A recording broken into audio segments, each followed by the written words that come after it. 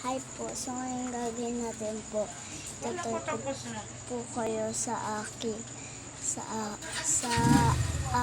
lola na mga paninda niya. Pero po kaunti lang, so dito po sa baba,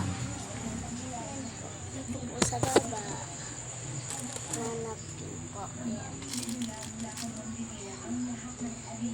Ayan po yung paninda.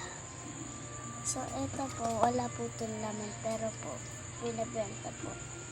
Wala po yan laman, order lang po siya. Pitas dilata po, homie, hanapkin po, Lola Remedios, kandila, mga tomato sauce, at ayan po, mga tomato sauce, tapos mga candy.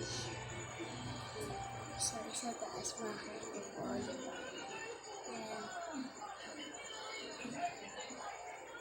Ayan po lahat ng paninda po nila. So, bye-bye po.